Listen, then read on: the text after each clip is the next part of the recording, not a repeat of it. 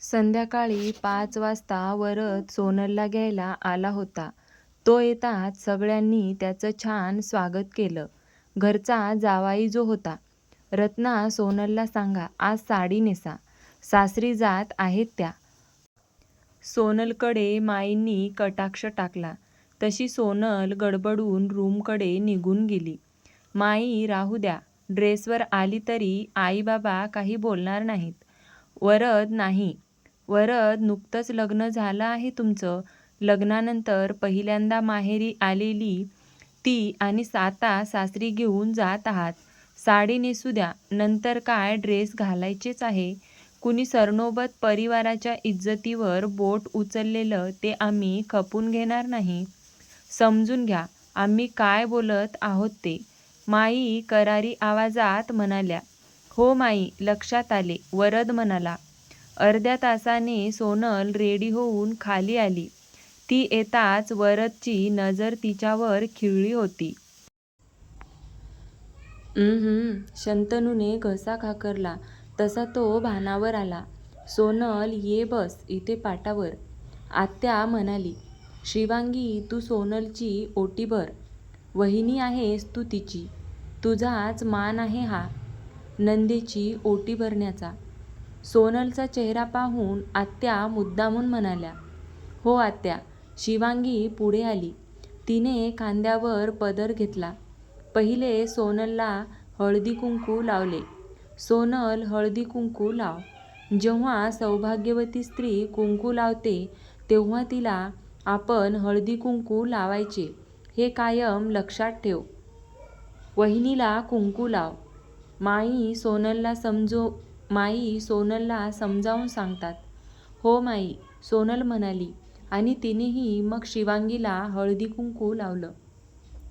शिवांगीने sari, piece, नारळ आणि तांदळाने तिची ओटी भरली. धैर्यशील तू हे शर्ट पीस आणि टॉवेल टोपी दे, माई म्हणाल्या. धैर्यशीलने वरदला कुंकवाचा टिळा लावला. त्याच्या हातात शर्ट पीस आणि नारळ दिला. वरद आणि सोनल, दिवाळी सणाला घरी या. तुमचा हा पहिला दिवाळी सण आहे. तसे मी कॉल करून सांगतोच, देवराज म्हणाले.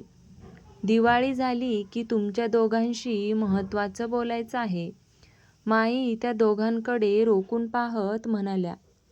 माईच्या बोलण्याने सोनलच्या चेहऱ्यावर टेन्शन दिसू लागलं. इकडे धैर्यशील हळूच एका बाजूला जाऊन कुणाला तरी कॉल केला. हॅलो रावी, तुझी लाडकी नणंद येते घरी. हळू आवाजात धैर्यशील आजूबाजूला पाहत म्हणाला. ओ, तर वहिनी येत आहे, तर चला मग. आता मला नंदेच्या रोलमध्ये जावं लागणार तर. रावी नाटकी स्वरात म्हणाली. बेस्ट ऑफ लक नवीन रोलसाठी. धैर्यशील हसत म्हणाला. बाय द वे, मी काय तुझ्या बहिणीला जास्त त्रास देणार नाही हा. नाहीतर नंतर तूच येशील माझ्याशी भांडायला, रावीने म्हटले. तसे तो लगेच म्हणाला. माहीत आहे मला, तू ॲक्टिंग खूप बेस्ट करतेस. फक्त तिला जाणीव करून दे.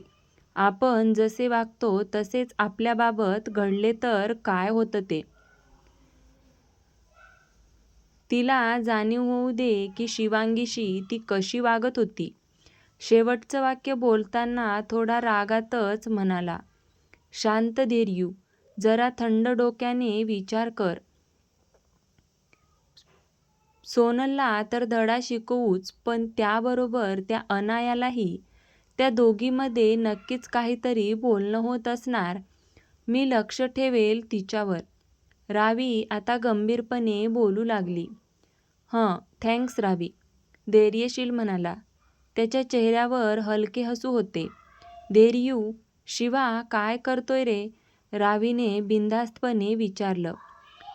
तो धैर्यशील वळून मागे पाहत तिला म्हणाला. सगळ्यांसोबत बसला आहे. ओह रावी, तुला आवडतो ना, धैर्यशीलने विचारलं. धैर्यशीलच्या बोलण्याने कॉल काही सेकंद शांतता पसरली होती. मी प्रेम करायला लागली त्याच्यावर. फोटो पाहूनच त्याच्याबद्दल एक फिलिंग जाणवली. आता ते मला यावेळी शब्दात सांगता नाही येणार. रावी एक एक शब्द विचार करून बोलत होती. समजू शकतो. लवकर तुला तुझं प्रेम मिळो, धैर्यशीलने म्हटलं.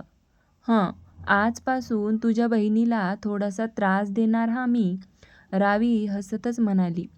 तुझी वहिनी आहे ती आणि तू नणंद. तुम्ही दोघी भावजय आणि नणंद काय ते पाहून घ्या. धैर्यशील खांदे उडवत म्हणाला. Okay bye.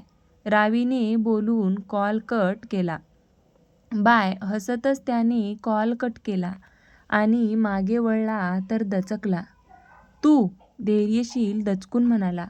एवढं घाबरायला काय झालं? असा चेहरा झालाय तुमचा जसं तुम्हाला तुमच्या गर्लफ्रेंडबरोबर बोलताना पकडलं मी. शिवांगी त्याच्याकडे पाहत म्हणाली. ए बावळट, असं काही नाहीये, कळलं का? तू अशी भूतासारखी मागे येऊन आवाज न करता उभी राहिली तर माणूस घाबरणारच ना. धैर्यशीलने दीर्घ श्वास घेत म्हणाला. ते तुम्हालाच बोलवायला आली होती. सगळे वाट पाहत आहेत तुमची. तुम्ही कॉलवर बोलत होता म्हणून शांत उभे राहिले असेल आणि तेवढ्यात तुम्ही कॉल कट करून मागे वळलात. शिवांगी खांदे उडवत म्हणाली. ओके चल, सगळे आपली वाट पाहत असतील. धैर्यशील तिच्याकडे पाहत म्हणाला. दोघेही मग दरवाजापाशी आले. सोनल आणि वरद निघाले होते. सोनल आणि वरद मोठ्यांच्या पाया पडले. सगळ्यांचा निरोप घेऊन ते दोघेही वाड्यातून बाहेर पडले. त्यांची कार जशी गेटमधून बाहेर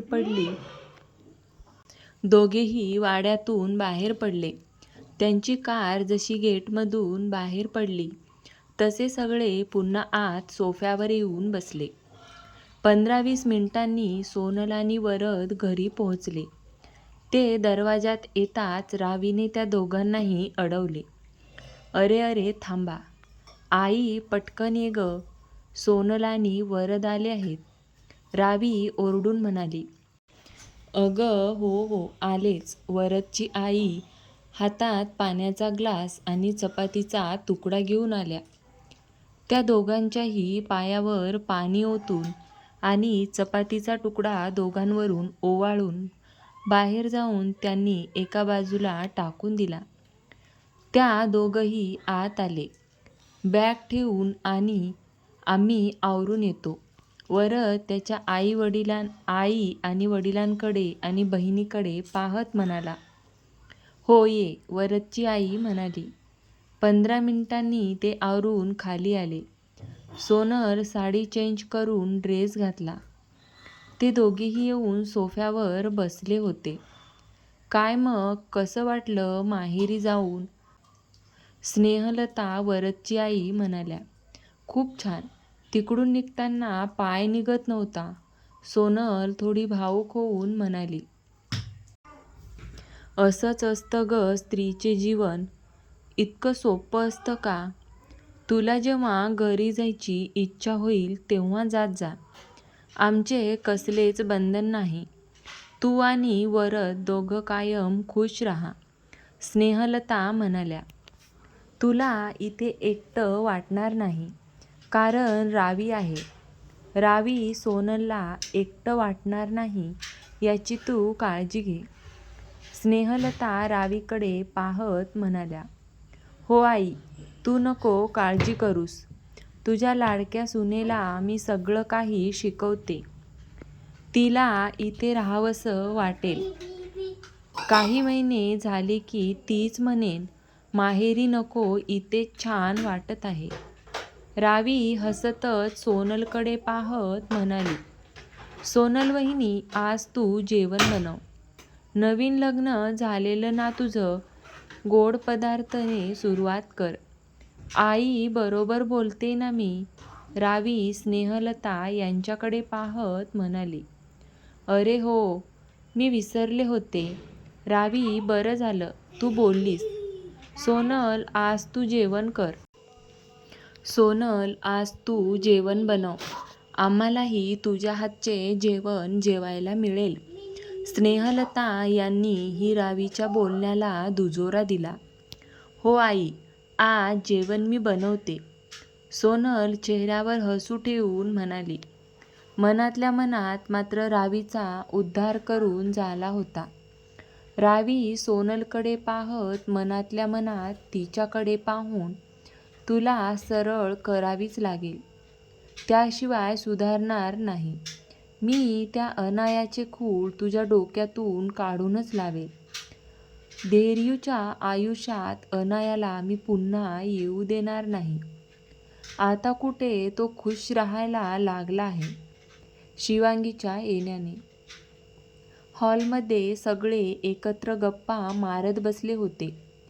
बोलता बोलता संजय यांनी शिवांगीला विचारलं, तू लग्न कधी केलं आणि कुणाबरोबर केलं?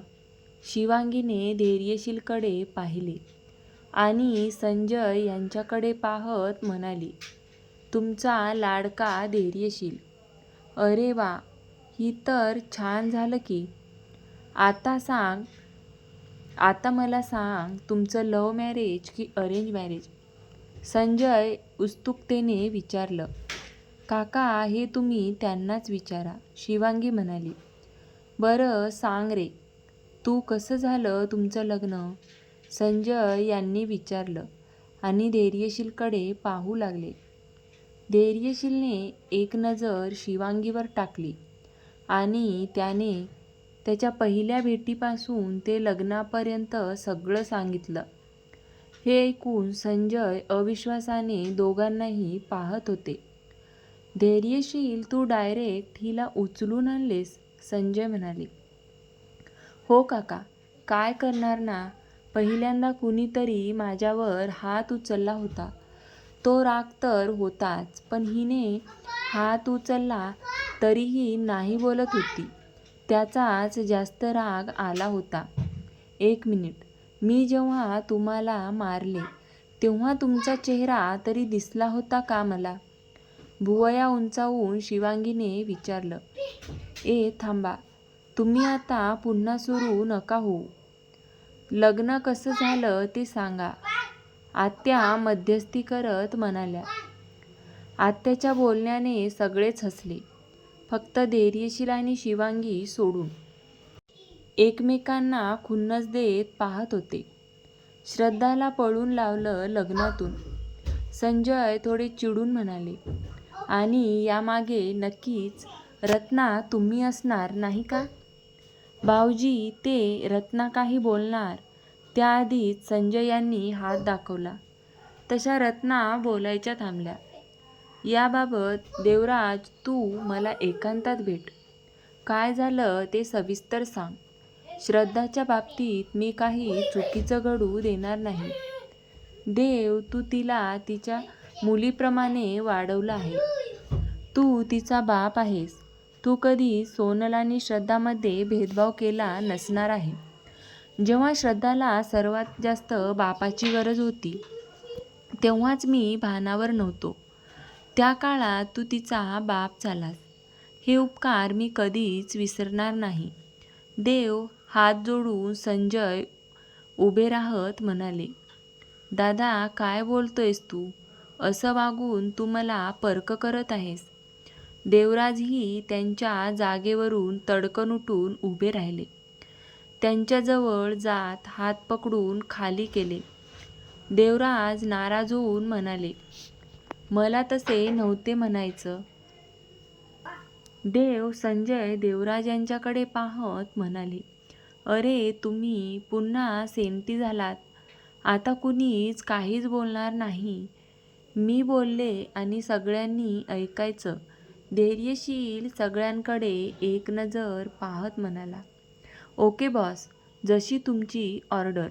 देवराज आणि संजय हसतच म्हणाले. बाबा, काका, धैर्यशील. बरं बाबा, आता काही नाही बोलत, देवराज म्हणाले. दोघेही भाऊ बाजूला बाजूला बसले. धैर्यशीलने त्याच्या लग्नाची पूर्ण स्टोरी सांगितली आणि जो गैरसमज झाला होता, श्रद्धाला पळून जाण्यात शिवांगीने मदत केली, तो दूर झाला. इथंपर्यंत सगळं सांगितलं. बरं झालं गैरसमज दूर झाला. धैर्यशील, आज शिवांगी तुझ्यामुळे या घरात आहे. तुझ्यामुळे आज आमची पुन्हा एकदा भेट झाली. जे काही होतं ते चांगल्यासाठीच होतं. तीच या वाड्यात येणं हे नियतीनं ठरवलेलं होतं. संजय काहीतरी विचार करत म्हणाले. संजय यांच्या बोलण्याने सगळेच सहमत होते. रात्रीचा स्वयंपाक करायला सगळ्या बायका किचनमध्ये निघून गेल्या. देवराज यांनी बातम्या लावल्या तर सगळे पुरुष बातम्या पाहत हॉलमध्ये बसले होते. तर कसा वाटला तुम्हाला आजच्या कथेचा हा भाग? आवडला असेल तर व्हिडिओला लाईक, शेअर आणि सबस्क्राईब करायला विसरू नका. धन्यवाद.